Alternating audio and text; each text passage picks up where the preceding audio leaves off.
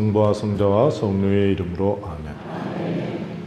주님, 우리 2019년 사순절 맞아서 제가 부족하지만은 이사야 예언서에 나오는 주님의 종의 노래를 통해서 그리스도의 신비, 특별히 종이신 그리스도, 그분께서 가신 종의 길을 좀 더 이해하고자 저희들이 한자리에 모였습니다. 저희들에게 그 그리스도의 이 신비, 특별한 신비를 깨달을 수 있도록 성령을 가득히 내려주시고 성령의 빛으로 이사야 예언서에 나오는 주님의 종의 노래를 통해서 종이신 그리스도의 신비를 조금이라도 깨닫게 해주시고, 그래서 저희들이 그리스도의 구원의 신비를 깨닫고 기쁘게 그리스도를 믿고 뒤따라가도록 저희들을 축복하여 주소서. 부족한 기도 예수 그리스도를 통하여 비나이다. 아멘. 성부와 성자와 성령의 이름으로 아멘. 네, 여러분들 성경책 갖고 오셨습니까? 안 갖고 오셨습니까? 그런데 뭐 저라도 안 갖고 왔을 거니까 그래서 이사야 예언서 이 부분을 여러분에게 복사해서 드렸습니다. 먼저 말씀을 드릴 것은 이 시간에 제가 구약 성경의 이사야 예언서에 대한 해설을 하는 것은 아니다 라는 걸 좀 분명히 말씀드리고 싶어요. 제가 성서학자는 아니지만 또 공부해가지고 하면은 하죠. 근데 그것을 제가 하려는 것이 아니고, 예수 그리스도의 신비를 이해하기 위해서, 이사야 예언서에 나오는 이 주님의 종의 노래를 함께 읽어보고, 묵상하면서, 깨달아 보자 하는 것입니다. 그러니까, 우리는 새로운 계약, 조금 전에도 새로운 계약을 기념하는 미사를 봉헌했죠. 새롭고 영원한 계약으로 모인 교회입니다. 그러니까 우리는 오늘 그리스도 신앙을 간직하면서 살아가는 사람들이죠. 2000년 전에 나자렛 저 예수님이 바로 우리와 하느님과 우리 인간의 새롭고 영원한 계약을 맺음으로써 우리에게 구원을 가져다 주었다는 그 그리스도 신앙을 간직하며 살아가는 우리들이 이제 구약 성경의 이사야 예언서에 나오는 주님의 종의 노래를 통해서 우리가 신비로우신 예수 그리스도를 더욱 이해하고 그분께 다가가려고 하는 것입니다. 그러니까 구약 성경에 숨어 있는 신약 성경의 내용을 찾아내려고 합니다. 여러분들, 우리가 구약 성경, 신약 성경, 이사야 예언서, 창세기 이렇게 나눠져 있지만 이 책 이름이 뭐예요? 성경이에요. 성경 또는 성서, 이렇게 한 권의 책입니다. 여기 처음에 창세기로부터 이렇게 쭉 시작하지만, 그러나 이 구약 성경은 어떻게 보면은 서론이라고 말할 수 있는데, 바로 결론은 바로 신약의 복음이다. 그러니까 구약 성경 안에 신약의 내용이 예고편처럼 숨어 있고 그 내용을 이제 찾아내려고 하는 겁니다. 제2차 바티칸 공의회 계시헌장 16항에 이와 같은 말씀을 우리 교부들이 저희들에게 남겨주셨습니다. 하느님께서는 신약이 구약에 숨어 있고 신약으로 구약이 드러나도록 지혜롭게 마련하셨다. 구약 성서는 복음 선포에 온전히 수용되는 것이고, 신약 안에서 구약 성서가 그 완전한 의미를 얻고 드러내며, 또 다른 한편으로는 구약 성서가 신약을 밝혀주고 설명해준다, 이렇게 얘기했습니다. 자, 그런 뜻으로 이제 이번 사순절 우리 대방동 교우들이 저와 함께 주님의 종의 노래를 함께 보겠습니다. 그러니까 방법은 여러분 요거 다 갖고 계시죠? 우리가 같이 소리내서 읽는 것이 제일 좋겠습니다. 같이 읽어보죠. 여기에 나의 종이 있다. 그는 내가 붙들어 주느니 내가 선택하니 내 마음에 드느니다. 내가 그에게 나의 영을 주었으니 그는 민족들에게 공정을 펴리라. 그는 외치지도 않고 목소리를 높이지도 않으며 그 소리가 거리에서 들리게 하지도 않으리라. 그는 부러진 갈대를 꺾지 않고 꺼져가는 심지를 끄지 않으리라. 그는 성실하게 공정을 펴리라. 그는 지치지 않고 기가 꺾이는 일 없이 마침내 세상에 공정을 세우리니 섬들도 그의 가르침을 고대하리라. 하늘을 창조하시고 그것을 펼치신 분, 땅과 거리에서 자라는 온갖 것들을 펴신 분, 그곳에 사는 백성에게 목숨을, 그 위를 걸어다니는 사람들에게 숨을 불어 넣어주신 분, 주 하느님께서 이렇게 말씀하신다. 주님인 내가 의로움으로 너를 부르고 내 손을 붙잡아 주었다. 내가 너를 빚어 만들어 백성을 위한 계약이 되고 민족들의 빛이 되게 하였으니 보지 못하는 눈을 뜨게 하고 같은 이들을 감옥에서 어둠 속에 앉아 있는 이들을 감방에서 풀어주기 위함이다. 나는 야훼, 이것이 나의 이름이다. 나는 내 영광을 남에게 돌리지 않고 내가 받을 찬양을 우상들에게 돌리지 않는다. 보라, 예전에 알려준 일들은 이루어졌고 새로 일어날 일들은 이제 내가 알려준다. 싹이 트기도 전에 내가 너희에게 들려준다. 네, 여기 이제 한 말씀씩 이제 주면은 첫 번째, 여기에 나의 종이 있다 그랬습니다. 나의 종. 종의 주인이 이는 내 소유다.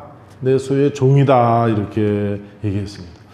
그래서 제가 이 말씀을, 근데 이게 왜 성경에 이렇게 나오냐. 창세기 3장 9절에 보면은 유혹자가 하와에게 유혹합니다. 야, 너 하느님이 이 열매를 먹지 말라고 했지? 이걸 먹으면 너 하느님처럼 된다. 그리고 선과 악을 너 스스로 알 수 있다. 질투해서 하느님이 그걸 먹지 말라고 한 것이다. 그걸 탐스럽게 여기면서 그것을 먹지요. 하느님처럼 되면 하느님이 필요합니까? 필요 없습니까? 필요 없는 거예요. 그러니까 조금 전에 창세기 1장 2장에서 하느님께서 세상을 다 창조하셨습니다. 하느님께서 인간을 하느님의 모습으로 창조하셨어요.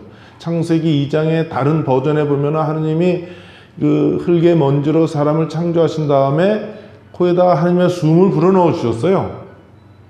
그런데 이제 하느님 없이 내가 하느님처럼 살겠다. 그러면서 하느님을 거부하는 것이죠. 내가 스스로 하느님처럼 사는 것이 내가 왜 하느님께 속해 있겠냐. 그런데 이제 이 주님의 종은 나는 주님의 종이다. 자신이 주님께 속해 있는 존재라는 것을 사람들 앞에서 드러내는 것입니다. 그러니까 내가 하느님처럼 되겠다 그러면서 하느님을 떠난 아담과 하와와 정반대의 인물이라는 것. 이것이 먼저 나옵니다. 이 주님의 종은 주님이 붙들어주는 사람, 주님이 선택한 자, 주님의 마음에 드는 자다. 그러니까 주님의 이 종에게 있어서 주도권을 쥐고 있는 분은 주님이시다. 하느님이라는 것을 밝혀주고 있는 것입니다. 그러니까 저 자신을 돌아보더라도 내가 항상 좋은 생각을 해야 되겠다. 저보다 더 좋은 선택을 해야 되겠다. 그래서 내가 열심히 뭔가를 계획하고 활동하고 실천에 옮겨야 되겠다고 하지만 과연 그 모든 것의 주도권을 하느님께 있다고 생각하느냐, 내가 내 자신이 갖고 있다고 생각하는가. 저 자신을 돌아보면서 바로 이 종에게 있어서 주도권은 이것은 주님에게 있다는 것을 선언하는 것입니다. 그러기에 우리 모두 이 한 구절을 읽으면서 내가 정말 하느님 앞에서 어떤 자세로 살아가고 있는가. 그러니까 뭐 나쁜 마음을 먹지 않는다고 하더라도 내가 좋은 일을 하겠다고 하면서도 그냥 하느님을 무시한 채 나 혼자 내 나름대로 그냥 좋은 일을 계획하고 행동에 옮기려고 하는 거 아닌가. 하느님의 존재, 무한한 분이시죠. 영원하신 분이에요. 그리고 나는 분명히 없다가 생겨났습니다. 그런데 하느님을 무시하고 내 스스로 존재한다고 믿으면서 혹시 살아가고 있지는 않은가. 하느님의 나의 주도권을 쥐고 계시다는 것을 인정하고 그것을 믿으면서 내가 하느님과 함께 살아가는가. 다시 한번 우리가 이 회개하는 때인데 바로 이러한 자세를 우리가 이 주님의 종으로부터 배울 수 있어야겠습니다. 새 인간이신 예수 그리스도, 옛 인간은 저희가 하느님처럼 살겠다. 근데 새 인간은 나는 하느님에게 속해 있는 자다. 하느님의 종이다. 라고 하는 사실을 저희가 알고 있었습니다. 그 근거는 바로 주님이신 하느님께서 자신을 부르셨다. 주님이 나를 부르신 것이다. 라고 하는 믿음입니다. 저 자신도 그래요. 내가 왜 사제로서 살아가고 있는가? 내가 왜 사제로서 활동하고 있는가? 내가 이렇게 부족한 사람인데 하느님이 나를 부르셨기 때문에 내가 하는 것이다. 여러분들도 마찬가지입니다. 세례를 받은 사람으로서 내가 왜 신앙생활을 해야 되는가? 신앙생활을 하지 않은 많은 사람들이 그렇게 편안하게 살고 있는데 내가 왜 이 신앙생활을 해야 되는가? 회의가 들 때도 있지만 우리 모두 부르심을 받은 존재라는 거. 주님이 내 삶에 주도권을 쥐고 있다는 것을 인정할 줄 알아야 되겠습니다. 그렇다면 도대체 이 종은 누구일까? 그러면 이게 누구냐? 성서학자들은 이제 이사야 연서를 많이 연구하는 사람들은 마지막에 가서 이 사람이 누군지 모르겠다고 다 결론을 내리고 있습니다. 누구냐, 구체적으로. 고레스인가, 누군가. 그러나 결론을 내리지 못하고 있는데, 그런데 신약 성경에서는 예수님께서 바로 나사렛의 그 예수, 그분이 바로 주님의 종이라는 사실을 알려주고 있습니다. 요르단강에서 예수님께서 세례자 요한으로부터 세례를 받고 그래서 물 위에 올라오실 때 하늘에서 들려오시는 말씀. 이는 내 사랑하는 아들, 내 마음에 드는 사람이다. 마르코복음 1장 11절에 나오죠. 내 마음에 드느니. 우리가 조금 전에 1절에서 읽었죠. 이그는 내가 붙들어 주느니 내가 선택하느니 내 마음에 드느니다. 그러니까 예수님이 이제 공적으로 모습을 드러내기 시작하는 거 아닙니까? 아니면은 예수님이 뭐 깐난애기 때 내가 하나님의 아들이구나 이걸 의식하셨겠어요? 모릅니다. 그건 죽고 나서 나중에 하늘나라에 가서 이제 직접 예수님께 물어봐야 되는데 기록한 걸 놓고 보면은 바로 요르단강에서 세례를 받을 때 당신이 누구시라는 것을 이제 알게 되는 거죠. 하나님 아버지께서 알려주시고 성령께서 내려오시면서 내 사랑하는 아들이다. 내 마음에 드느니다. 바로 내가 주님의 종이로구나. 또 성경은 이분은 바로 그 주님의 종이라고 알려주고 있는 겁니다.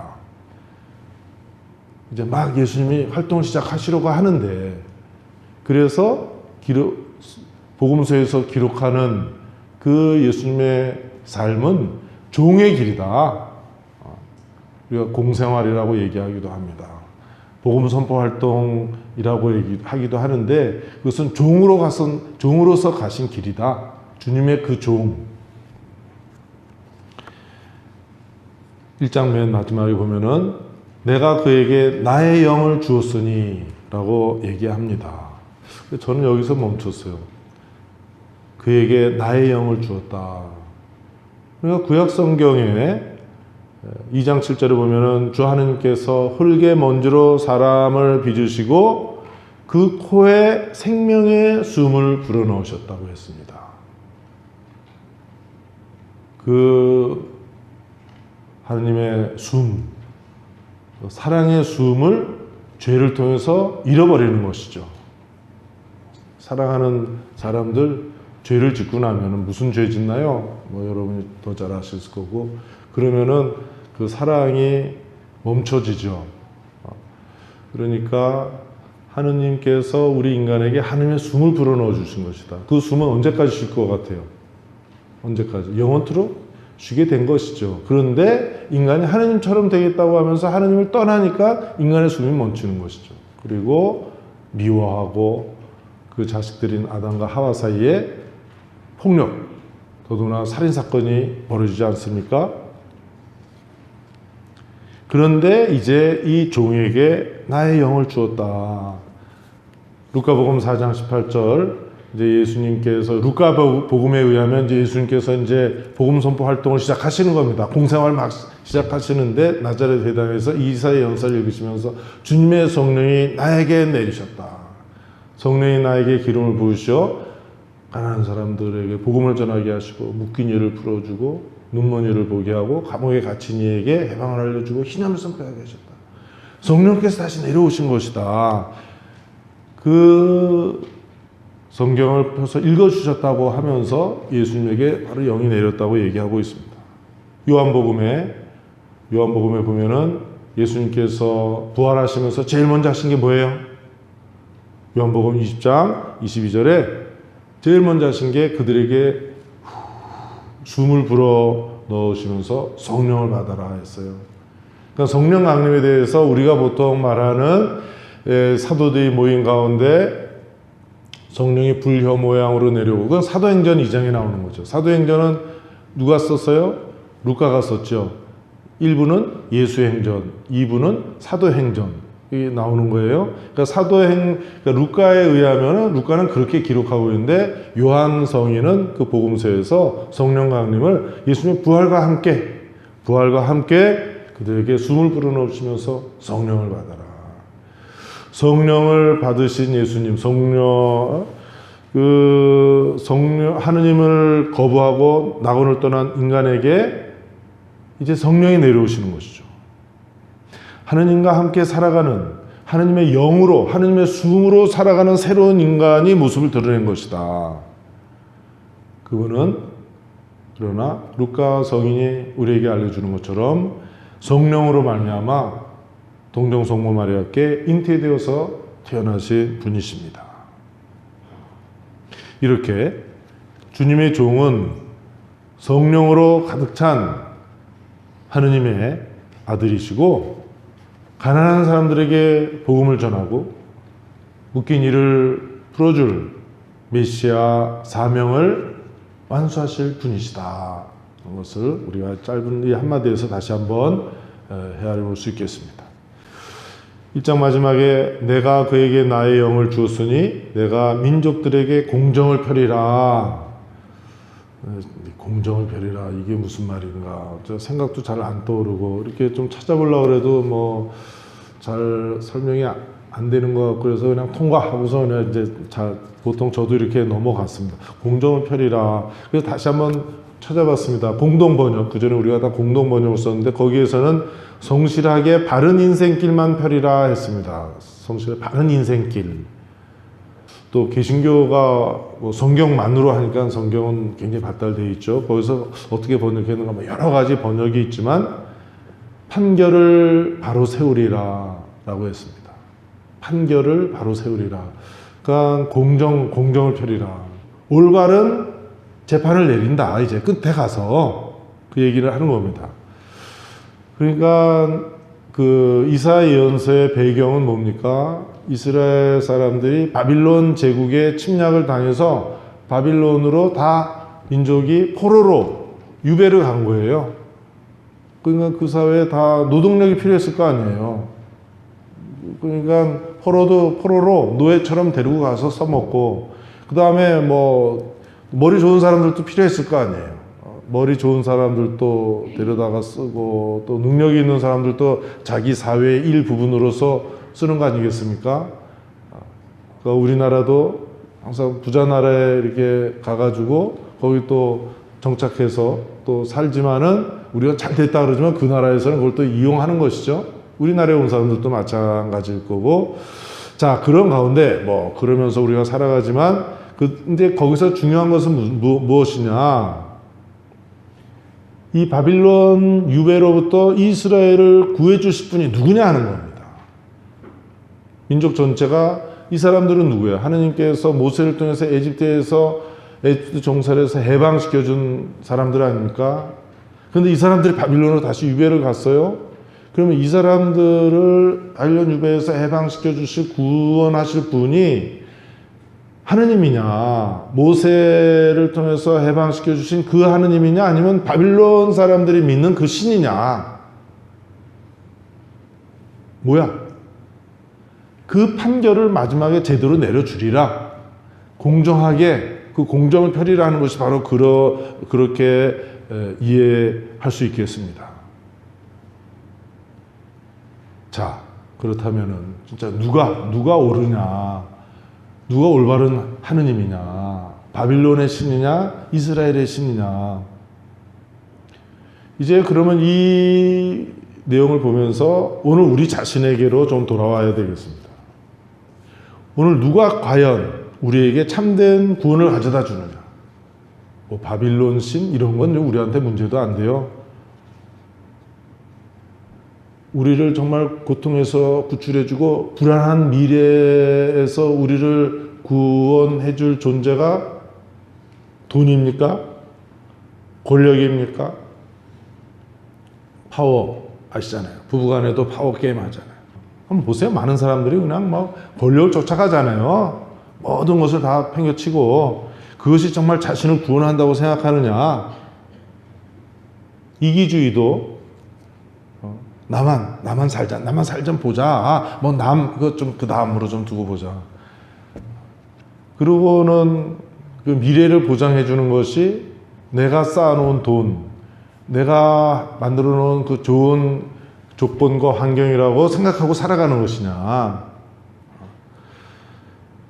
아니면 정말 예수 그리스도인지, 예수 그리스도 이분이 정말 하느님이냐? 그래서 정말 이분은 하느님께서 너무나 세상을 사랑하셔서 우리에게 하느님께서 보내주신 아드님이냐? 그래서 성령께서 오늘 성부와 성자로부터 파견되신 그 삼일째 하느님이 정말 우리를 구원해 주실 분이라고 생각하고 있느냐? 저 말은 이렇게 하지만 저 자신에 대해서도 좀 의문이에요. 저도 아시다시피 전쟁 직후에 태어나서 가난의 꿀물을 맛보고 한국 사회가 막 경제적으로 발전하는 것을 옆에서 이렇게 보면서 오늘 여기까지 왔어요. 이제 나도 이 나이가 되어서 어떻게 내 앞날을 맞이할 것이냐.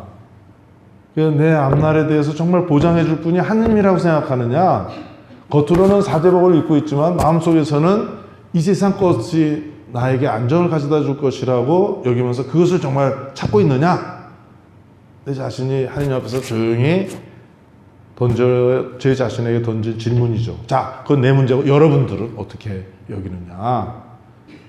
이 사순 시기에 이사야 예언서를, 또 주님의 종의 노래를 들으면서 보면서 예수님을 생각하면서 우리가 참으로 우리를 구원해 줄 분이 예수 그리스도의 그 하느님이냐 아니냐 하는 것을 잘 구별하고 판단해 보여야 되겠습니다. 그러니까 종의 임무는 이방 민족들에게 이방인들의 신은 가짜 신이고, 주님 에집트 종살이에서 해방시켜 주신 그 주님이신 하느님만이 참된 하느님이시다라는 공정한 판결을 내리시는 분, 이는 바로 주님의 종이라는 것입니다. 주님의 종이 공정한 판결을 내려주신다. 진짜 누가 하느님이신지, 이스라엘의 그 하느님, 아니 우리들에게는 십자가에 매달리신 저 하느님, 이 하느님 안에서 세상의 진리가 밝혀지고 참 생명, 변하지 않는 생명, 영원한 생명을 우리가 선물로 받아서 살아가고 정의가 제대로 펼쳐지리라 하는 믿음과 기대 속에서 살아가는 것이죠. 주 하느님만이 창조주 하느님, 구속하시는 하느님, 창조를 완성하시는 하느님이십니다. 삼위일체 하느님이 진실하고 참된 하느님이시라는 사실은 주님의 종이신 예수 그리스도, 이분의 특별히 십자가의 죽음에서 완전히 모습을 드러내게 됩니다. 2절, 3절 같이 한번 제가 읽어드리겠습니다. 그는 외치지도 않고 목소리를 높이지도 않으며 그 소리가 거리에서 들리게 하지도 않으리라. 그는 부러진 갈대를 꺾지 않고 꺼져가는 심지를 끄지 않으리라. 그는 성실하게 공정을 펴리라. 굉장히 아름다운 부분이죠. 그러니까 이 주님의 종은 겸손한 분이시다. 예수님께서 뭐라 그랬었습니까? 마태복음 11장 29절에 나는 마음이 온유하고 겸손하니 내 멍에를 메고 나에게 배워라. 예수님에게 배워라. 나는 외치지도 않고 목소리를 높이지도 않고 그 소리가 거리에서 들리게 하지도 않으리라. 우리 교우들이 이미 이 주님의 종을 따라가고 있습니다. 겸손하신 분이십니다. 빌립비서 2장 3절에 바울 사도께서 이렇게 말씀하셨어요. 무슨 일이든 이기심이나 허영심으로 하지 마십시오. 오히려 겸손한 마음으로 서로 남을 자기보다 낮게 훌륭하게 여기십시오. 아름다운 빌립비서 2장 5절부터 8절에 나오는 그 창가의 한 부분을 보면은 이런 말씀을 아름답게 바울 사도는 우리에게 전해주고 있습니다. 그리스도 예수님께서 지니셨던 바로 그 마음을 여러분 안에 간직하십시오. 그분께서는 하느님의 모습을 지니셨지만 하느님과 같음을 당연한 것으로 여기지 않으시고 오히려 당신 자신을 비우시어 종의 모습을 취하시고 사람들과 같이 되셨습니다. 이렇게 여느 사람처럼 나타나 당신 자신을 낮추시어 죽음에 이르기까지, 십자가 죽음에 이르기까지 순종하셨습니다. 그러니까 외치지도 목소리를 높이지도 하고 길거리에서도 그 소리가 들리지 않게 하는 주님의 종이 완전히 모습을 드러낸 것은 바로 십자가의 이 예수님이시다. 이렇게 자신을 비우고 종의 모습으로 자신을 낮추신 이분이 겸손함의 완성이다. 겸손함의 절정이다. 하나님 아버지께 순종하셨다. 종의 겸손함. 바로 여기 나오지만 그 완성된 모습은 바로 예수님이시다. 자신을 완전히 비우시고 종의 모습을 취하신 거고, 종의 모습을 바로 이 주님의 종의 모습을 하시고 아무 말 없이 재판 받을 때 보면은 복음서에 보면 순환복음 보면은 아무 말씀 안 하시잖아요. 그리고 예수님은 온유한 분이십니다. 마태복음 5장 5절에 참된 행복에 이렇게 얘기하셨습니다. 행복하여라 온유한 사람들, 그들은 땅을 차지할 것이다. 온유함. 하느님께서 이 부러진 갈대를 꺾지 않고 꺼져가는 심지를 끄지 않으면서 그걸 살리시고 한다는 거. 그 종의 모습을 내 마음 안에 어떻게 새길 수 있겠는가. 그래서 항상 갈등입니다, 사실. 이제 갈등이에요.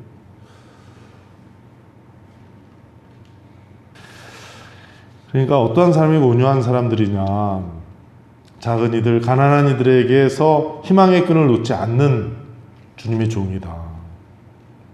주님께서 마침내 가난한 사람들을 구원하실 것을 믿고 그 희망을 끝까지 간직하면서 가난한 사람들을 사랑하는 바로 온유한 종, 그 완전한 종인 예수 그리스도를 우리가 엿볼 수 있습니다. 예수 그리스도는 하나님의 아들이신데 베들레헴 마구간에서 가난하게 태어나셨어요. 나자렛 사람입니다. 난 이 양반이 말투가 어땠을까? 예수님 부모님도 가난한 사람이에요. 자기 친척들 다 가난한 사람들이고 이웃 사람들 다 가난한 사람들이 자기 친구들 어렸을 때부터 친구들 다 가난한 사람들이에요. 그 말투가 어땠을까 우리가 상상할 수 있지 않겠습니까? 그러니까 예수님의 말씀 비유에 보면은 다 가난한 사람들의 모습이에요. 동전 하나 잃어버린 거 막 찾는 그 여인의 모습이 자기 어머니 모습인가 이웃 아줌마 모습인가 목자 제일 부족한 그 목자들의 모습, 뭐 이런저런 하인의 모습, 하녀의 모습들 눈여겨보던 사람입니다. 갈릴리아 호숫가를 중심으로 해서 3년 동안 복음 선포 활동, 공생활 하실 때 소외된 지역에서 보잘것없는 사람들. 멀리 이렇게 와서 며칠 동안 예수님과 같이 피정하려고 하는데 아무것도 준비 안 해가지고 온 사람들. 아픈 사람들. 귀신이 씌었는지 정신병에 걸렸는지 무슨 병인지 그러한 그 2000년 전 의학 기술이 없으니까 성경에 그런 게 기록되지 않은 아픈 사람들 12년 동안 하열병에 걸린 사람들 과부가 그 아들 키워놨는데 그냥 죽었어요. 그 뭐해 먹고 살아요? 나엠의 그 과부 그 죽은 아들 그런 가운데 보잘것없는 가운데에서 예수님은 구원 활동을 펼치신 분이십니다. 그리고 예루살렘 정문 밖에서 이렇게 헐벗은 채로 사형당했습니다. 그런데 이분은 이렇게 가난한 사람으로서 가난한 사람들 가운데에서 활동하시고 사시고 그 가운데서 돌아가셨는데 바로 나를 봤으면 아버지를 본 것이다. 우리의 하느님은 부러진 갈대를 꺾지 않고 꺼져가는 심지를 끄지 않으며 성실하게 공정을 펴시는 분이십니다.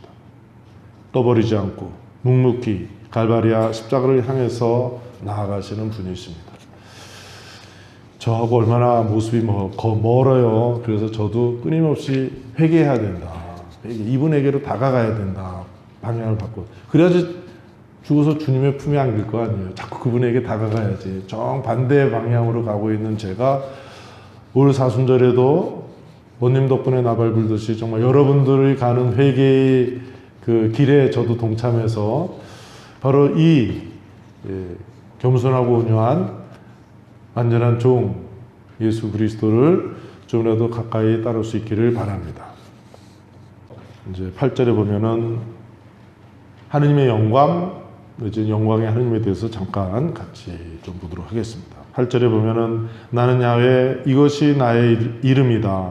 나는 내 영광을 남에게 돌리지 않고 내가 받을 찬양을 우상들에게 돌리지 않는다. 바로 그 출애굽 해방을 이루신 그 주님, 그 하느님께서 영광의 주인공이시다. 그런데 출애굽 해방은 지금 이스라엘이 에집트에서 뭐 종살이하고 있습니까? 또 성경을 읽고 있는 우리들 에집트하고 뭐 우리가 훨씬 뭐 부자니까 뭐 거기는 뭐 상대도 안 돼요. 그 우리하고 뭐 너무 멀어서 상관도 없습니다. 그럼 이것이 무엇인가? 주님의 종에서 나는 내 영광을 남에게 돌리지 않는다 했는데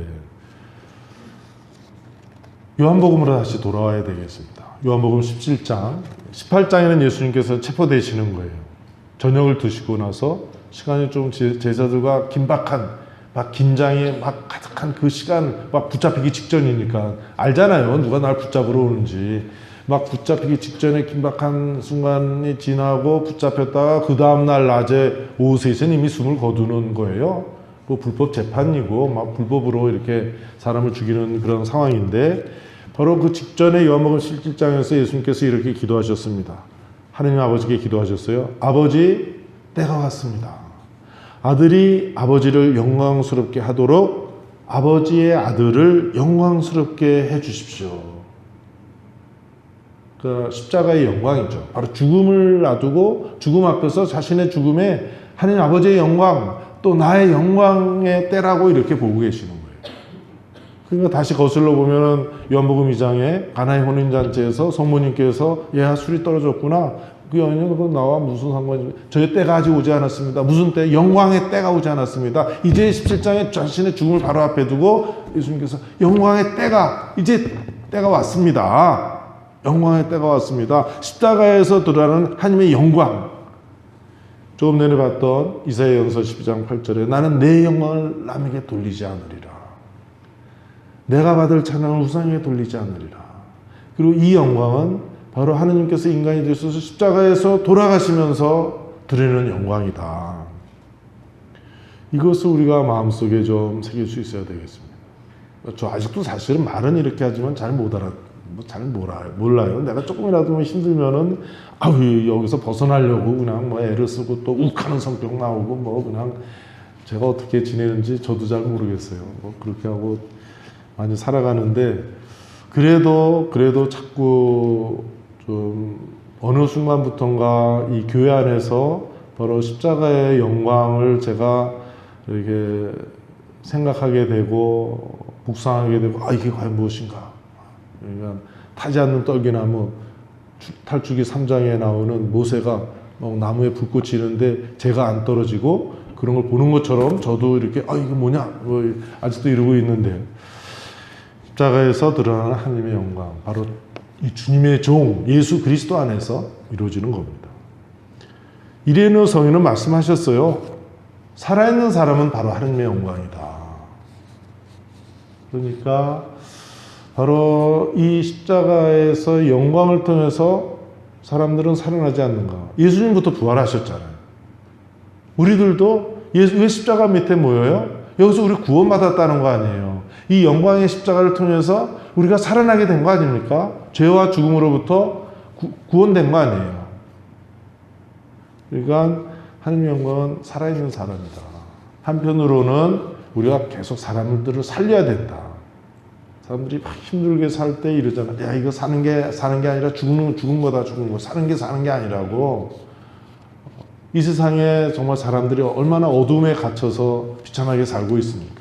우리 가까이에서 또 우리 멀리에서. 인간이 파괴되는 곳에서 하느님의 영광이 드러날 리가 있겠습니까? 인간이 비참하게 되는 곳에서, 인간이 모욕을 당하는 그러한 상황에서 하느님도 모욕을 당한다. 거기서 영광이 절대로 드러나지 않는다. 이레네 성인과 함께 십자가에서 하느님의 영광을 우리가 바라보면서 생각해 볼 수 있습니다. 또 주님께서 우리에게 기도해 주셨어요. 주님의 기도. 얼마나 귀한 기도입니까? 하느님께서 인간이 되셔서 우리에게 가르쳐 주신 기도예요. 정말 제가 아무리 기도해도 그 기도를 다 하지 못해요. 끝나고 일어날 때는 이거 아직도 부족하구나. 아무리 설명해도 아주 그 깊은 내용을 담고 있는데 거기에 우리가 두 번째 기도가 뭡니까? 하느님의 이름이 거룩히 빛나소서. 표현도 참 우리 표현은 아름다워요. 거룩히 빛나소서. 하느님의 이름이 거룩히 빛나소서. 어떻게 하느님의 영광이 그렇게 빛날 수 있겠느냐. 예수님의 관심은 바로 인 거죠. 그때 아직 때가 되지 않았습니다. 그리고 십자가의 죽음을 바로 앞두고 저의 때가 왔습니다. 바로 하나님의 영광의 때. 그래서 아들이 영광스럽게 되는 때. 그래서 우리 보고 기도할 때 하나님의 이름이 거룩히 빛나소서, 하나님의 영광이 빛나소서라고 기도하라고 가르쳐 주십니다. 그리고 우리는 십자가 밑에 모여서 꼭 하나님의 이름이 빛나소서라고 기도하지 않습니까? 인간이 하나님의 자녀로서 그 존엄함을 드러낼 때 하나님은 영광스럽게 됩니다. 인간의 존엄함, 인간을 빛내게 하기 위해서 예수님 십자가에서 종으로서, 주님의 종으로서 돌아가시지 않았냐. 그 영광은 십자가에서 드러납니다. 주님의 종이 참으로 하느님의 영광을 드러내는 것입니다. 이분이 십자가에서 죽으시고 부활하심으로써 하느님은 참으로 영원토록 영광을 드러내십니다. 그리고 예수님께서 십자가에서 드러내시는 부활의 영광을 다른 그 누구에게도, 그 무엇에게도 돌려서는 안 됩니다. 하느님만을. 하느님께서 우리를 너무나 사랑하셔서 당신의 아들을 우리에게 보내주셔서 그래서 십자가에서 이루시는 그 영광, 이것을 우리가 다른 그 무엇으로 대체해서는 안 된다. 우상 숭배를 해서는 안 된다. 이 시대의 우상의 힘이 얼마나 강합니까, 사실. 우리 교회도 뒤흔들어 놓잖아요. 우리한테 그리스도교는 외래 종교예요. 200년 조금 더 넘은 종교예요. 이 땅의 반만년 역사 속에 또 우리 민족 종교처럼 된 불교가 이 세속의 힘에 의해서 얼마나 무너지고 약한 모습을 드러냅니까? 그 모습을 보면서 우리 자신을 볼 수 있는 것이죠. 9절에 보라 예전에 알려준 일들은 이루어졌고 내가 새로운 일어날 일들은 이제 내가 알려준다. 그러니까 주님의 이 종의 십자가의 죽음에서 우리는 전적으로 새로움을 맞이하게 되는 겁니다. 하느님의 종이신 예수 그리스도께서 십자가의 죽음에서 영광을 드러낸다는 거 듣도 보도 못한 거 아닙니까? 새로운 거 아니에요? 더더구나 죽었다가 부활해서 믿어요, 안 믿어요, 잘?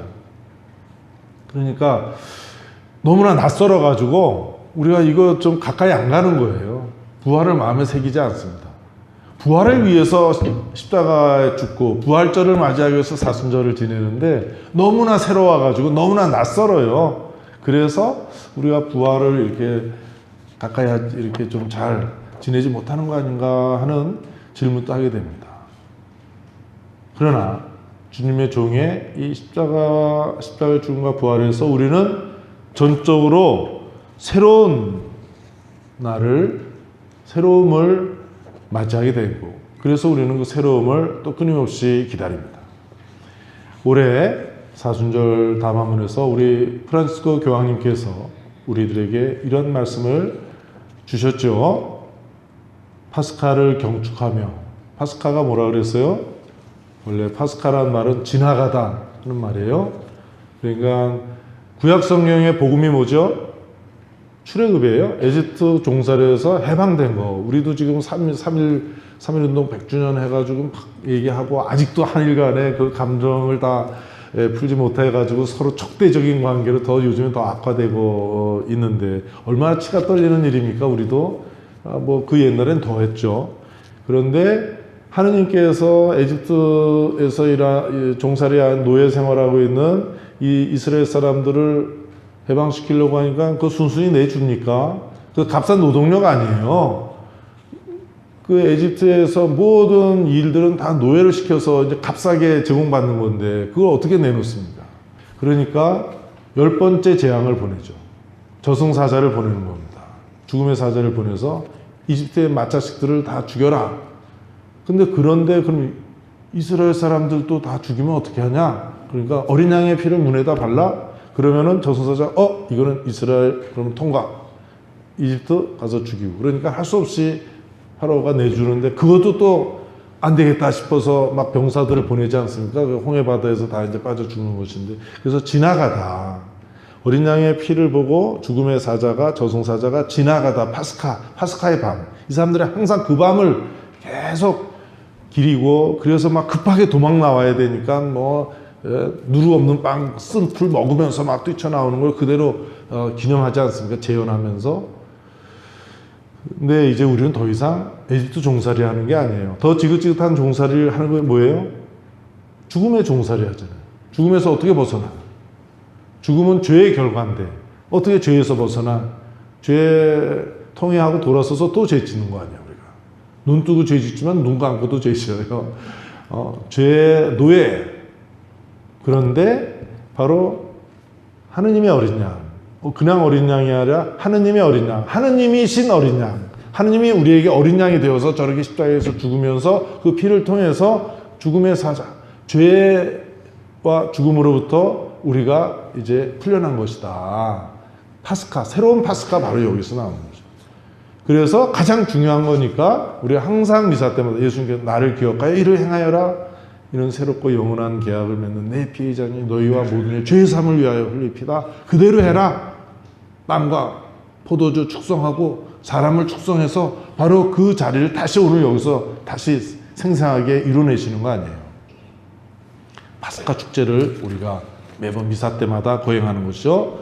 자, 파스카란 말, 그전에는 내가 어렸을 때는 유월절, 그러다 해방절, 마지막으로 제가 번역한 말은 과월절인데 요즘엔 그런 말 하나도 안 쓰고 그냥 다 히브리 말로 파스카 써라. 그리고 다 온 세계 어디 가든지 파스카 쓰는 거예요. 그러니까 이거 설명해야 됩니다. 이거 히브리 말 그냥 쓰는 거예요. 우리가 가끔 가다가 그냥 영어 그냥 갖다 쓰는 것처럼 한자 그대로 갖다 쓰는 것처럼. 그래서 파스카를 경축하며 새하늘과 새 땅, 요한복음록 21장 1절에 나오죠. 새하늘과 새 땅, 그것에 우리 자신을 열 수 있습니다. 파스카를 향한 여정에서 우리는 참회와 회개와 용서를 통해 그리스도인으로서 우리의 얼굴과 마음을 새롭게 하여야 합니다. 그렇게 할 때 우리는 파스카 신비의 풍요로운 은총을 온전히 누리며 살아갈 수 있습니다. 새하늘과 새 땅에서 우리가 우리의 마음과 얼굴을 새롭게 하도록 주님께서 우리를 초대해 주시고 필요한 은총을 우리에게 베풀어 주십니다. 여러분들은 정말 주님께서 가신 종의 길을 가는 분들을 내가 봐요. 그래서 내가 참 좋습니다. 이 본당 와서 보니까. 저 그런 거 잘 몰랐는데. 그래서 저도 그래서 저렇게 사제지만 주님의 종의 길을 가야 하는구나. 나는 과연 가능할까? 가능할까요? 안 할까요? 물어봤습니다. 제가 저에게 불가능합니다. 용기를 내야 되겠어요. 용기를 내도 안 돼요. 그러니까 이것을 할 수 있도록 내가 회개해야 된다. 방향 전향을 해야 된다. 그런다 이건 내 힘으로 도저히 안 되고 하느님께서 그렇게 할 수 있도록 저를 이끌어 주셔야 되고 은총을 베풀어 주셔야 되는구나.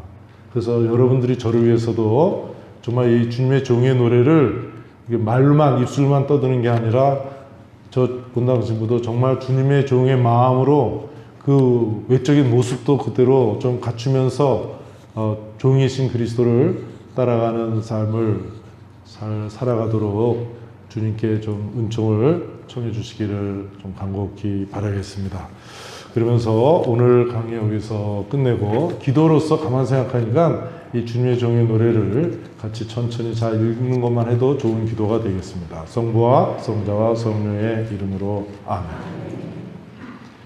여기에 나의 종이 있다. 그는 내가 붙들어 주느니 내가 선택하니 내 마음에 드느니다. 내가 그에게 나의 영을 주었으니 그는 민족들에게 공정을 펴리라. 그는 외치지도 않고 목소리를 높이지도 않으며 그 소리가 거리에서 들리게 하지도 않으리라. 그는 부러진 갈대를 꺾지 않고 꺼져가는 심지를 끄지 않으리라. 그는 성실하게 공정을 펴리라. 그는 지치지 않고 기가 꺾이는 일 없이 마침내 세상에 공정을 세우리니 섬들도 그의 가르침을 고대하리라. 하늘을 창조하시고 그것을 펼치신 분, 땅과 거기에서 자라는 온갖 것들을 펼 분, 그곳에 사는 백성에게 목숨을, 그 위를 걸어다니는 사람들에게 숨을 넣어주신 분, 주 하느님께서 이렇게 말씀하신다. 주님인 내가 의로움으로 너를 부르고 내 손을 붙잡아 주었다. 내가 너를 빚어 만들어 백성을 위한 계약이 되고 민족들의 빛이 되게 하였으니 보지 못하는 눈을 뜨게 하고 갇힌 이들을 감옥에서 어둠 속에 앉아있는 이들을 감방에서 풀어주기 위함이다. 나는 야훼, 이것이 나의 이름이다. 나는 내 영광을 남에게 돌리지 않고 내가 받을 찬양을 우상들에게 돌리지 않는다. 보라, 예전에 알려준 일들은 이루어졌고 새로 일어날 일들은 이제 내가 알려준다. 싹이 트기도 전에 내가 너희에게 들려준다. 성부와 성자와 성령의 이름으로 아멘.